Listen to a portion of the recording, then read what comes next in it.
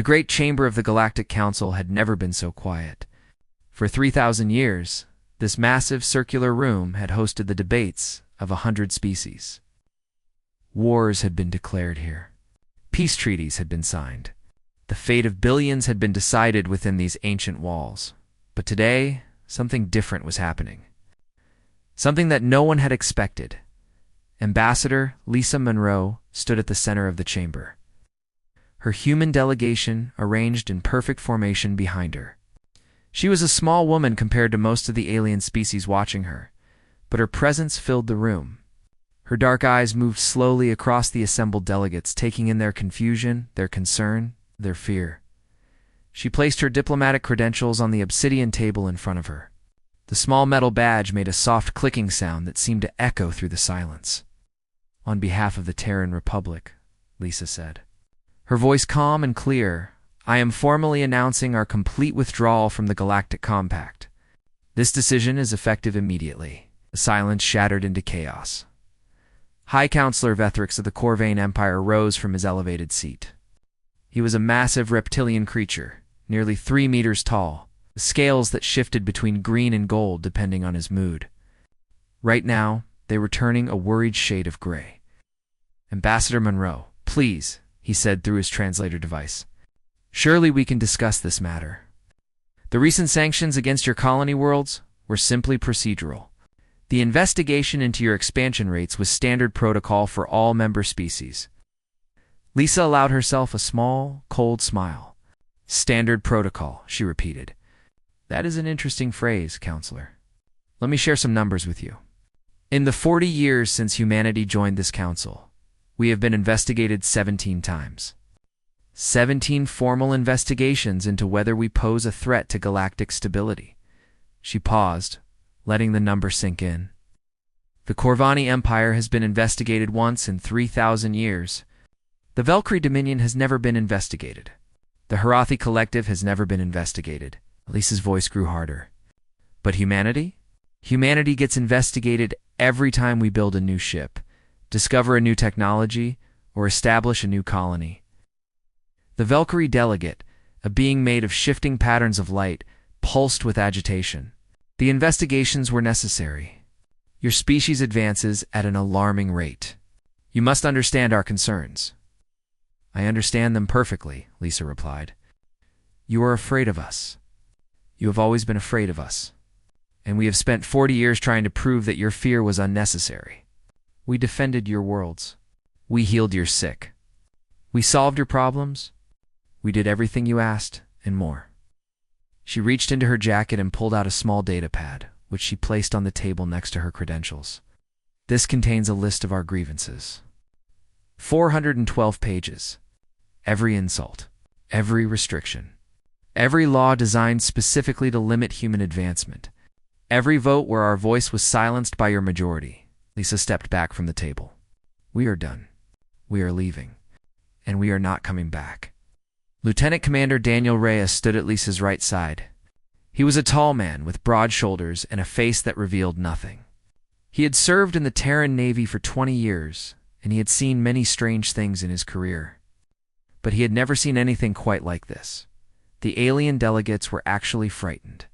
These beings who commanded fleets of thousands of ships, who ruled empires spanning hundreds of star systems, who had looked down on humanity since the day they made first contact, were frightened of a single human woman walking away.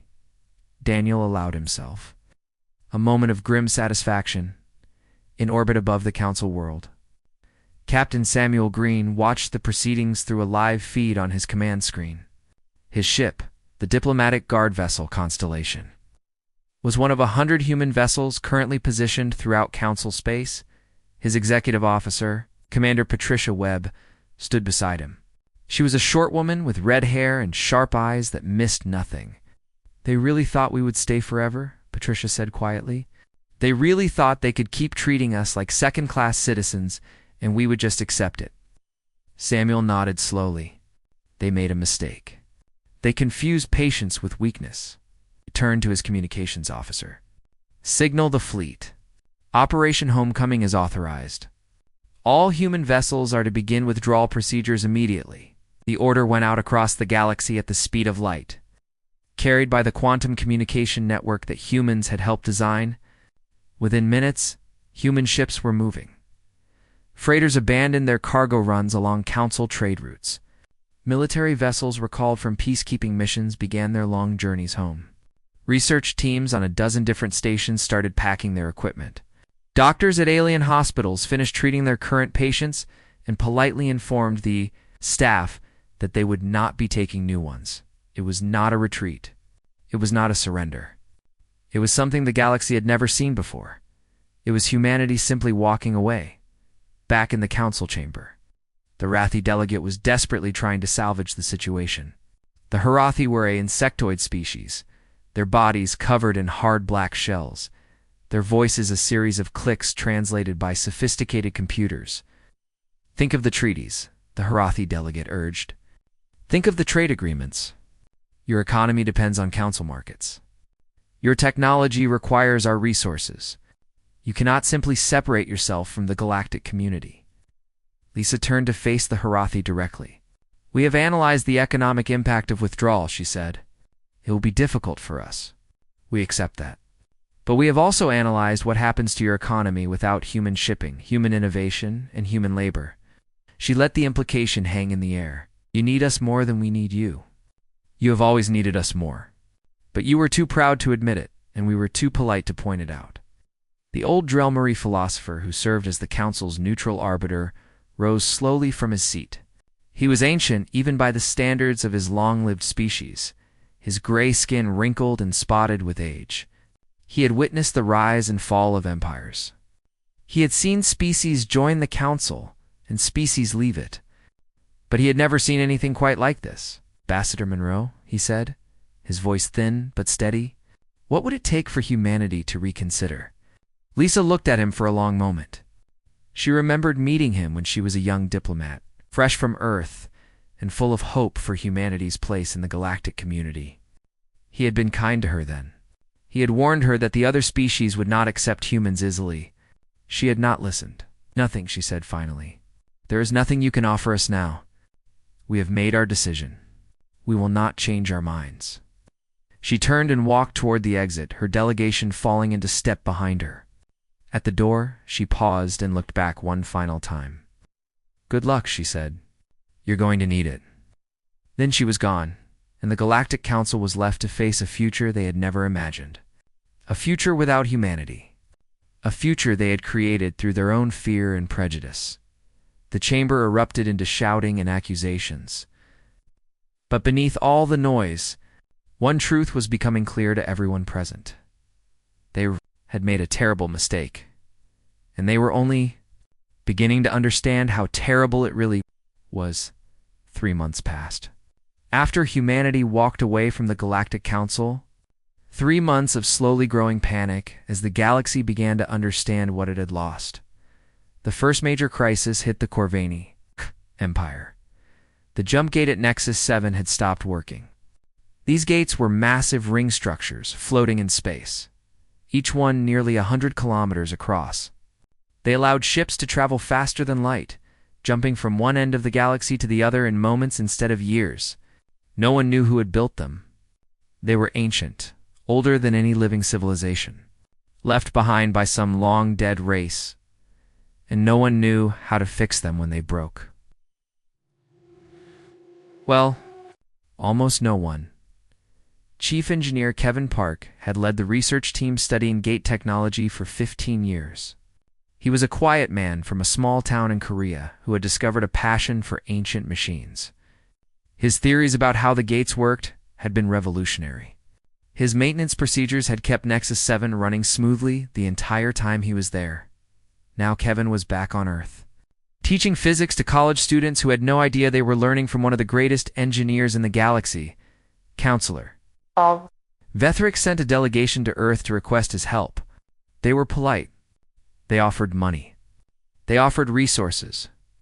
They even offered to apologize for the investigations that had made Kevin's work so difficult over the years. The human government listened to their request. Then they sent a simple message back. We are no longer members of the Galactic Compact. Our engineers are not available for external contracts. We wish you success in resolving your technical difficulties. The Corvani spent 8 months trying to repair the gate themselves. Their best scientists worked around the clock. They studied Kevin's old research notes. They tried to recreate his techniques. 3 ships were lost to unstable transit fields before they finally got the gate working again at minimum power. Meanwhile, Valkyrie faced their own disaster. A plague had broken out on Shimmer 7, one of their most important agricultural worlds. The disease spread quickly through their population, killing thousands in the first week alone. Their own medical science could not identify the pathogen. They had no cure in the past. They would have called the human medical corps. Human doctors had saved billions of alien lives over the decades. They were the best xenobiologists in the known galaxy, capable of understanding and treating diseases in species completely different from their own. Dr. Amanda Liu had once saved the Valkyrie homeworld from a similar outbreak. She had worked for 60 hours without sleep, her team creating a treatment from nothing because no existing cure would work. The Valkyrie had written songs about her. They had named a holiday in her honor. But Amanda was also one of the doctors the council had investigated. She had been accused of practicing medicine beyond species-appropriate boundaries. The investigation found nothing wrong. She was cleared of all suspicion. But the message was clear. Humans were not to be trusted. Now Amanda ran a small clinic in Montana. She grew vegetables in her garden. She treated colds and broken bones. She tried not to think about the patients she could be saving. She heard about the Shimmer 7 plague through independent news sources. She felt sadness, but also a strange sense of peace. She had done everything she could to help the Valkyrie. They had repaid her with suspicion and investigation. Now they could help themselves. The Valkyrie lost 40,000 citizens before they developed their own cure. The Harathi collective faced a different kind of crisis. Their entire economy had been built on manufacturing. Their great factories produced goods for 100 different species. But those factories needed raw materials, and 70% of those materials had been delivered by human freighters. Human ships were fast. Human crews were honest. Human captains always delivered on time and never cheated on their contracts. The Harathi had grown dependent on human reliability without even realizing it. Within 6 months of the withdrawal, the supply chain collapsed. Factories went silent. Workers had nothing to do. The Harathi economy began to crumble. They tried to replace the human freighters with ships from other species. The Corvani were too slow. The Valkyrie were too expensive. No one else had the fleet capacity to handle the volume of cargo the Harathi needed. And then there were the pirates. The Black Maw was a coalition of raiders drawn from the worst members of a dozen different species. They attacked cargo ships, raided colonies, and sold their prisoners into slavery. For decades, they had been kept under control by one thing: the Terran Navy. Human warships did not negotiate with pirates. They did not pay ransoms. They did not accept bribes. They simply hunted the raiders with cold, patient efficiency until the survivors learned to stay away from shipping lanes. Captain Carlos Mendez had commanded the anti-piracy patrol in the Outer Reach for 10 years. His ship, the destroyer Vigilant, had captured or destroyed more than 200 pirate vessels. The Black Maw had put a bounty on his head 3 times. 3 times the assassins they sent had failed to return. Now Carlos was retired, living on a beach in Mexico with his wife and children. He spent his days fishing and teaching his daughter how to swim. Without human patrols, the Black Maw grew bold. Attacks increased by 300% in the first year after the withdrawal. Trade routes became death traps. Small colonies vanished without a trace. Distress signals went unanswered. The Council tried to organize a joint military response. The member species argued about command structures and funding and rules of engagement. While they argued, more ships disappeared. More colonists died. In the Great Council chamber, the delegates screamed at each other. They blamed the humans for abandoning their responsibilities. They blamed each other for driving the humans away. They blamed the pirates, the economy, the ancient gates. Anything and everything except themselves. The Drelmari philosopher watched the chaos with ancient, tired eyes. He had tried to warn them decades ago when the first anti-human laws were proposed. He had told them that humanity was different, that they were not a species to be controlled or contained, that they were partners to be valued. No one had listened. Now he rose slowly from his seat. The chamber gradually fell quiet as the delegates noticed him standing. "You still do not understand," he said, his voice barely above a whisper. "You think the humans left because they were angry? You think they left because they were hurt? But that is not the true reason." He looked around the chamber at the frightened faces of beings who had ruled the galaxy for thousands of years. The humans left because they realized something we were too blind to see. They realized that we needed them far more than they needed us. They realized that our fear of their power was foolish because we were already completely dependent on them. He paused, letting his words sink in. They did not leave to punish us. They left to teach us. And the lesson is simple. The old philosopher slowly sat back down. The lesson is that we were never the ones in control. We only thought we were because the humans were too polite to correct us. The chamber remained silent for a long time after that, because deep down, everyone knew he was right, and they had no idea what to do about it. Deep in the archives of the Galactic Council, a young Corvani researcher named Trelvoke was about to discover the truth. She was not an important person. She was just a junior historian, barely out of her education years, assigned to compile a simple report. The Council wanted to understand humanity's contributions to galactic society. They wanted facts and numbers to help them plan for the future without human involvement. What? Trevok found, kept her awake for weeks. She started with technology. The records showed that humanity had been traveling through space for only 200 years. That was nothing. The Corvani had been a spacefaring species for 12,000 years. The Valkyrie had been sailing between stars when humans were still living in caves. And yet in those 200 years, humans had invented or significantly improved 47% of the technologies currently used by Council species. Nearly half of everything the galaxy relied on had been created or enhanced by human minds. The jump gate stabilization protocols that kept ships from being torn apart during transit, designed by human engineers, the universal translation algorithms that allowed different species to communicate, improved by human linguists to the point where they were barely recognizable from the original, the medical scanners that could detect disease in any carbon-based life form. Human invention, created in a research lab on Mars. Trelvoke moved on to medicine. The numbers were even more staggering. Human doctors had saved approximately 8 billion non-human lives since joining the Council. 8 billion. That was more than the entire population of the Corvani homeworld. Human medical teams had stopped 14 major plagues, treated victims of dozens of disasters, and trained thousands of alien physicians in techniques they had developed. Dr. Amanda. Leo alone had saved more than 2 million Valkyrie. One human doctor, 2 million lives. Then there was the military record. Human forces had prevented 3 major wars through direct intervention. They had stopped countless minor conflicts through diplomatic pressure backed by military strength. They had protected shipping lanes, defended vulnerable colonies, and kept the peace in regions where other species had failed for centuries. The Terran Navy had lost 4,000 personnel in the service of the Galactic Compact. 4,000 humans who died defending species that treated them with suspicion and contempt. Trelvoke sat in her small office, surrounded by data screens filled with numbers she could barely believe. She had grown up hearing stories about how dangerous humans were, how their rapid advancement was a threat to galactic stability, how they needed to be watched and controlled for everyone's safety.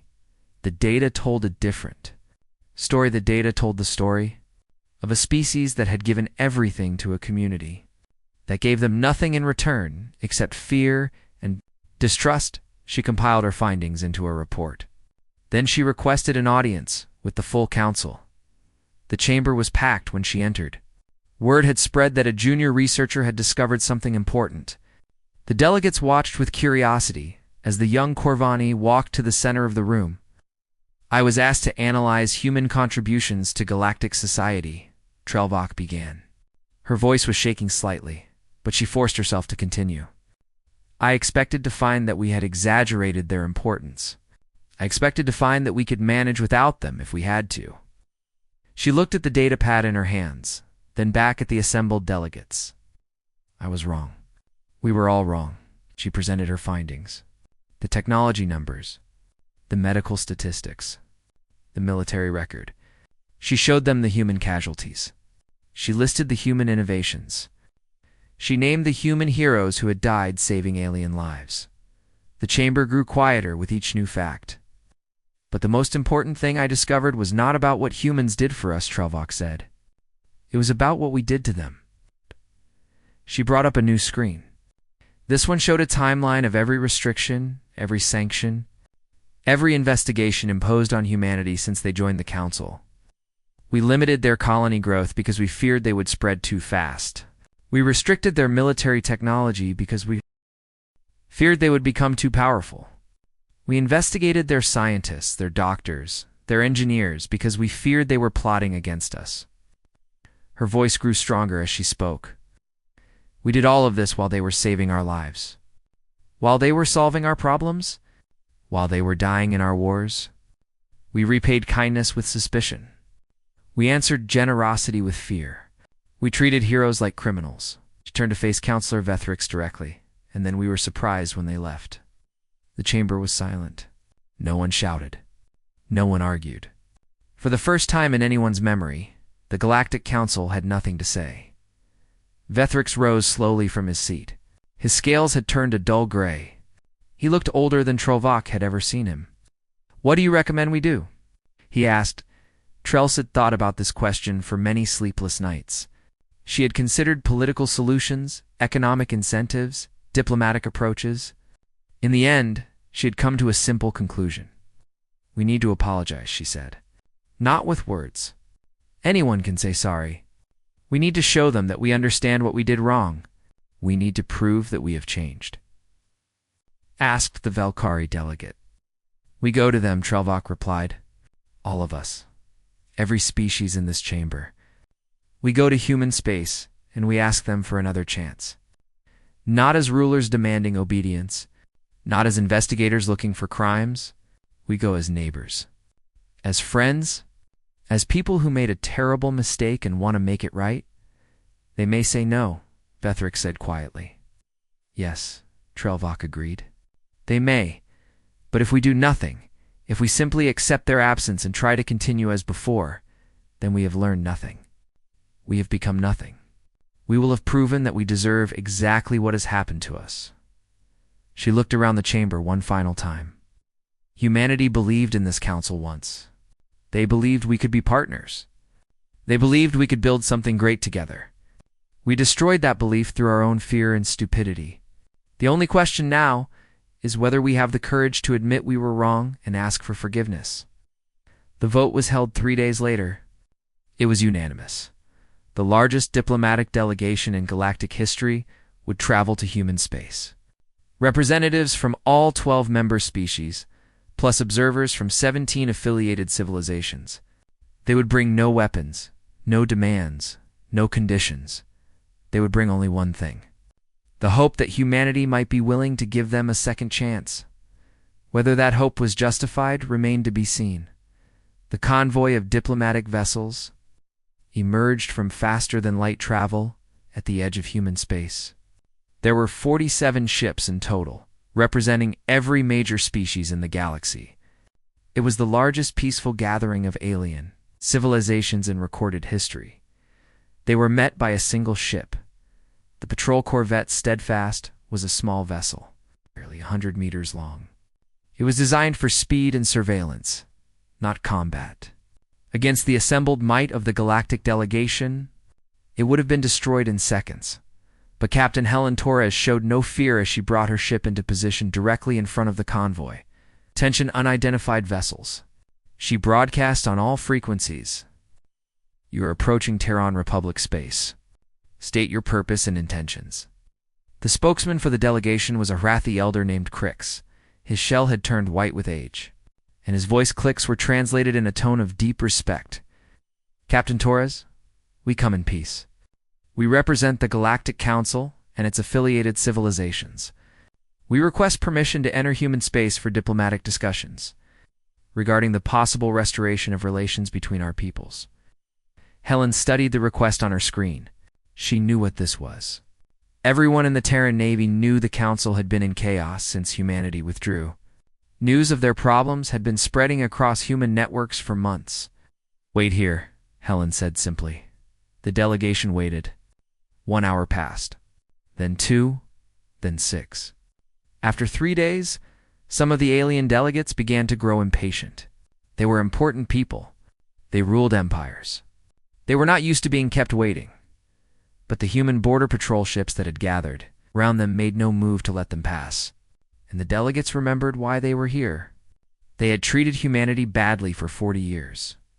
3 days of waiting was nothing compared to that. On the 4th day, a message arrived. The Terran Republic will receive your delegation. Proceed to the following coordinates. You will be met by our representatives. The meeting place was an abandoned space station in unclaimed territory. It had once been a trading post, serving merchants from a dozen species. Now it floated empty and silent, its lights dark, stocking bays vacant. The alien delegates wondered why the humans had chosen such a lonely place for such an important meeting. They did not understand that the choice was deliberate. The humans wanted them to feel small. They wanted them to understand that they were asking for something, not demanding it. 3 humans were waiting in the station's main conference room when the delegates arrived. Secretary of State Vincent Blake sat at the center of the human side of the table. He was a tall man with gray hair and calm eyes that revealed nothing of what he was thinking. To his left sat Admiral Christina Vance of the Terran Navy. She was younger than the secretary, with short dark hair and a face that had seen too much war. Her uniform was decorated with medals from a dozen campaigns. All fought in defense of species who had never thanked her properly. To his right sat Dr. Raymond Harris, the foremost expert on galactic diplomacy. He had spent his career trying to build bridges between humanity and the other species. He had watched those bridges burn one by one. The alien delegates filed into the room and took their seats across the table. There were representatives from all 12 council species, plus several observers from smaller civilizations. They filled the room with their various bodies and atmospheres and translation devices. Vincent waited till everyone was settled. Then he spoke. "You called this meeting. We are listening." Councillor Vethrix was the first to respond. His scales had turned a pale shade that indicated humility and Corvani culture. "Secretary Blake, we have come to acknowledge our mistakes. For 40 years, the Galactic Council treated humanity with suspicion and fear. We limited your growth. We restricted your technology. We investigated your people as if they were criminals. We were wrong to do these things." Vincent's expression did not change. "Continue. We have reviewed our history. We have seen the truth of what humanity contributed to our civilization. The technologies, the medical advances, the military sacrifices. We were blind to these contributions because we were afraid. We allowed fear to guide our policies, and in doing so, we drove away the greatest partners we ever had." Admiral Vance leaned forward. "You drove away people who died defending your worlds. You drove away doctors who worked themselves to exhaustion saving your citizens. You drove away engineers who solved problems you could not even understand." They paused, her eyes hard. "You drove us away and then complained that we abandoned you." The Valkyrie delegate flickered with shame. "You are correct, Admiral. We have no excuse for our behavior. We can only say that we recognize our errors now and wish to make amends." "Words are easy," Vincent said. "What exactly are you proposing?" Crick spoke next, his translated voice careful and precise. "We propose a complete restructuring of humanity's relationship with the Galactic Council. Full elimination of all restrictions on human development. Dissolution of all investigative committees targeting human activities. Voting rights proportional to actual contributions rather than arbitrary population formulas, which would make humanity the most powerful voice on the Council," Dr. Harris observed. As Vethrix admitted, "We will not pretend that this does not frighten us. but we have learned that our fear of human power is less dangerous than the reality of human absence. Vincent exchanged glances with his colleagues. They had prepared for this possibility. They had discussed what conditions they would demand if the council came crawling back. They had expected weeks of negotiation. Instead, the council was offering everything at once. No bargaining, no conditions. Just surrender. Why should we believe you will not change your minds once the crisis is over? Admiral Vance asked. Once your gates are fixed and your plagues are cured and your pirates are scattered, what stops you from fearing us again? Nothing, Vethric said honestly. Fear is not easily overcome. We cannot promise that we will never be afraid of humanity again. But we can build systems to prevent fear from becoming policy. Constitutional guarantees, anti-discrimination frameworks, independent oversight. Humans are skilled at designing such systems. We would welcome your expertise in creating them. The room fell silent. The fate of civilizations hung in the balance. Finally, Vincent spoke. We will take your proposal to our Senate. No promises. Our people are hurt. They are angry. Many of them never want to deal with the council again. Understand, Crick said. We will wait for as long as it takes. Vincent nodded slowly. One more thing. If we do return, things will be different. We will not be junior partners. We will not be supervised. We will not tolerate any attempt to control or contain us. We accept these terms, Vethric said.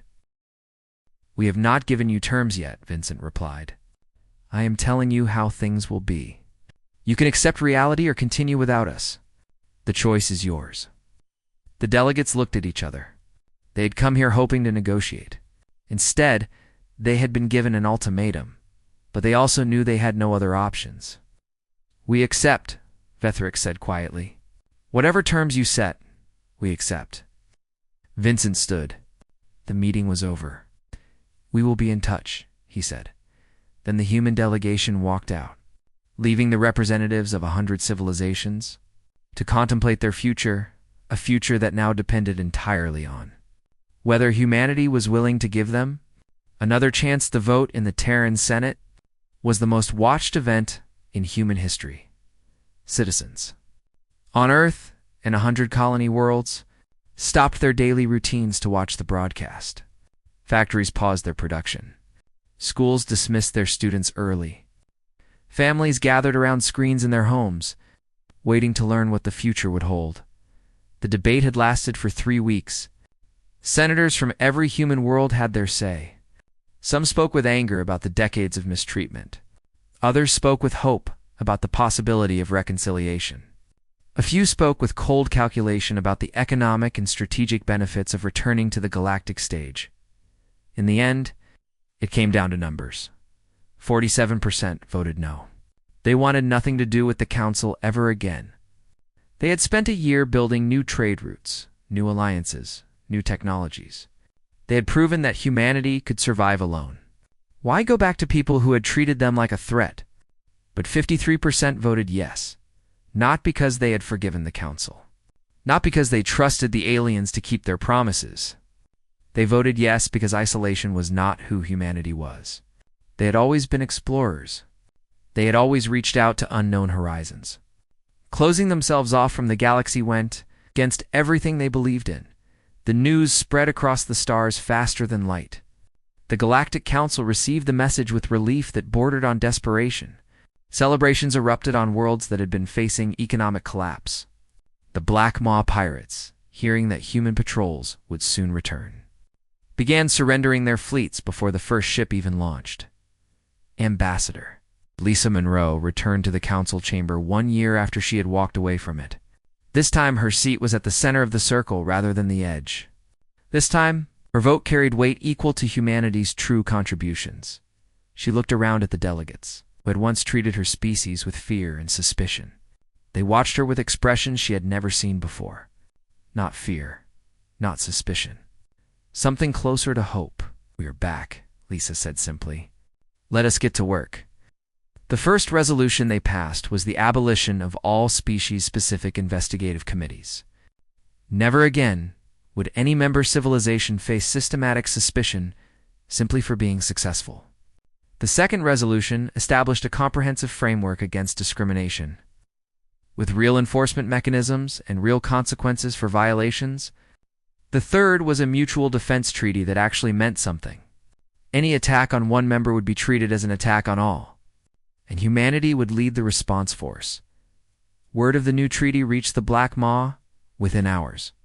The pirate coalition, which had terrorized shipping lanes for generations, surrendered 3 of their largest fleets before sunset. Over the following years, the galaxy transformed. Chief Engineer Kevin Park returned to the jump gates he loved. Working alongside Corvani scientists, he finally unlocked the secrets the ancient builders had left behind. New gates were constructed for the first time in 10,000 years. Travel times across the galaxy were cut in half. Dr. Amanda Liu came out of retirement to establish a new medical academy. Valkyrie students learned xenobiology alongside human classmates. The techniques she taught them would go on to save billions of lives across 100 worlds. Captain Carlos Mendez was asked to command the new joint fleet protecting the trade routes. He accepted on one condition. His crews would include officers from every member species, working together as equals. Within 5 years, piracy had been reduced to almost nothing, but the most important changes were smaller, quieter, harder to measure. On space stations, throughout the galaxy, humans and aliens worked side by side without the old barriers of suspicion. In council debates, human proposals were considered on their merits rather than automatically opposed. In schools and universities, a new generation grew up learning about what humanity had contributed to galactic civilization, not what threat they supposedly posed. It was not perfect. Old prejudices did not vanish overnight. There were incidents. There were conflicts. There were painful reminders that trust had to be earned across generations. But the fundamental relationship had changed. Humanity was no longer tolerated. They were valued. They were needed. And everyone knew it. Admiral Christina Vance, now retired after a long and distinguished career, was asked to give a speech at the anniversary ceremony marking humanity's return to the Council. She stood before representatives of dozens of species, her gray hair catching the light from 3 different suns streaming through the station windows. She had spent her life fighting for a humanity that was constantly questioned and suspected. Now she looked out at a galaxy that had finally learned to respect them. "You once asked what makes humans different," she said. "Why we achieve things that others consider impossible? I will tell you the truth, we do not know. We have theories. Evolutionary pressures. Cultural factors.